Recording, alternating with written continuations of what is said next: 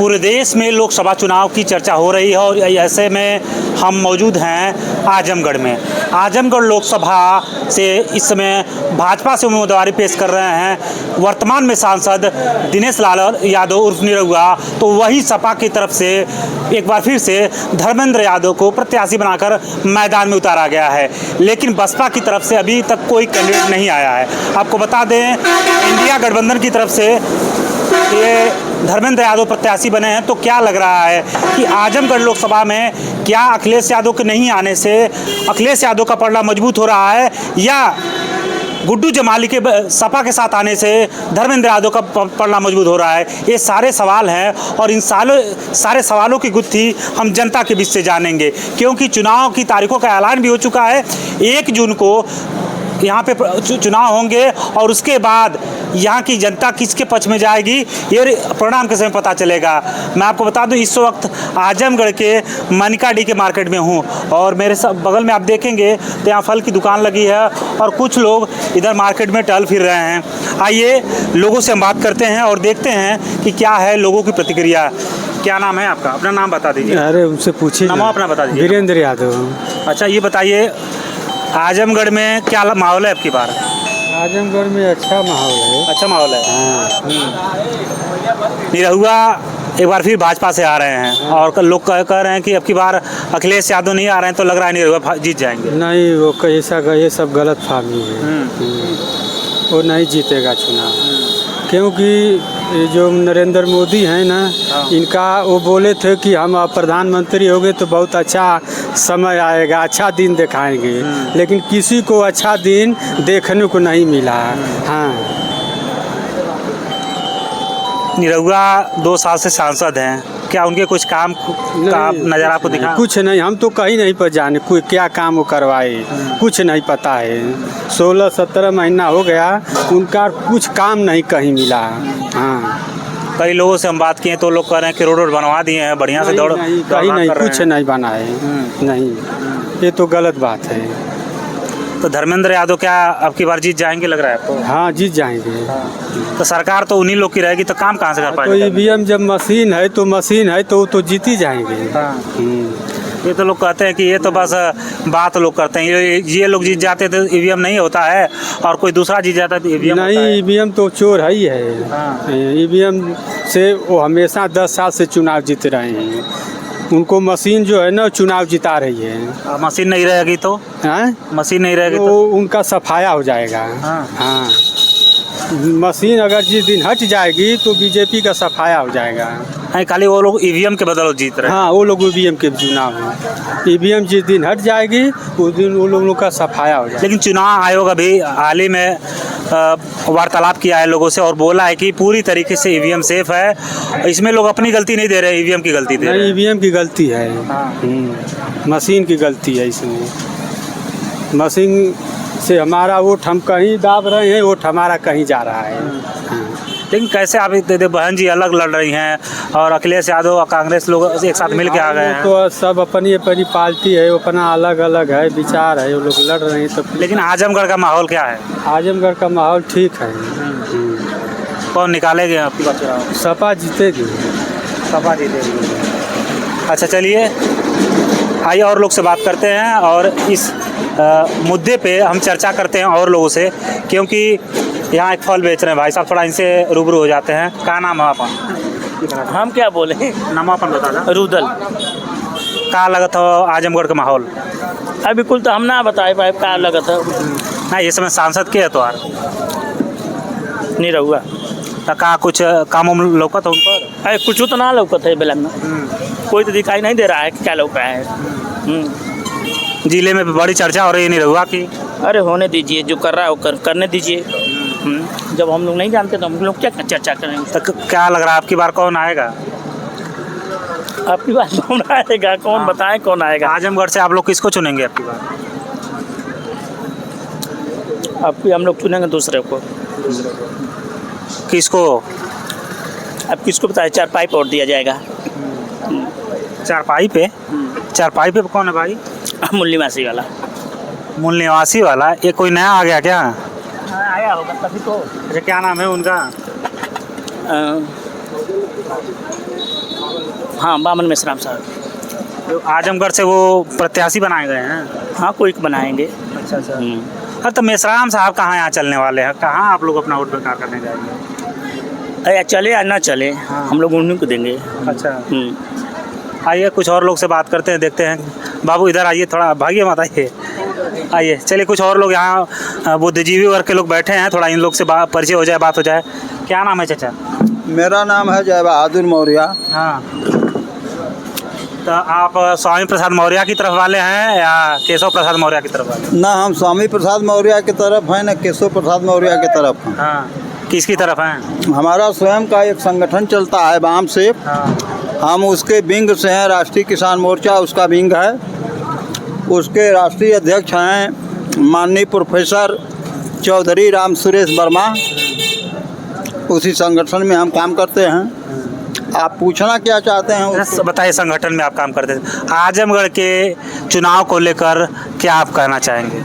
आजमगढ़ के चुनाव को लेकर के हम लोगों ने बसपा को भी देखा, सपा को भी देखा। अब हमारा उद्देश्य किसी नए नेता का चुनाव करना है। वाम से संगठन में एक संगठन बना है बहुजन मुक्ति पार्टी, राष्ट्रीय स्तर पर चुनाव लड़ने के लिए। उसके राष्ट्रीय अध्यक्ष हैं माननीय परवेंद्र प्रताप सिंह, जिनका चुनाव चिन्ह है खटिया। वही चुनाव लड़ेंगे? वो उनके लोग चुनाव आजमगढ़ से लड़ने वाले हैं। हम लोग उनका सपोर्ट करेंगे। इसका मतलब ये लोग कहते हैं कि ये बावन मेश्राम साहब की जो पार्टी है, उनका जो संगठन है, ये लोग कहते हैं ये लोग वोट काटने के लिए आ जाते हैं।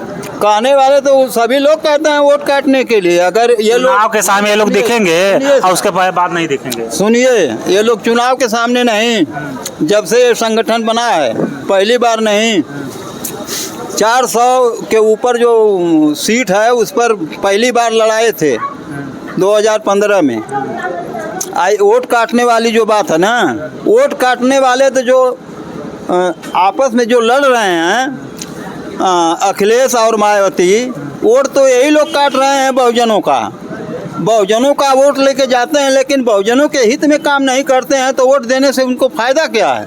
बहुजनों की बात नहीं करते हैं, ना वोट करते हैं, लेते हैं बहुजनों का, लेकिन बहुजन के पोस्ट में, बहुजन के सहयोग में ये लोग कितना काम किए हैं।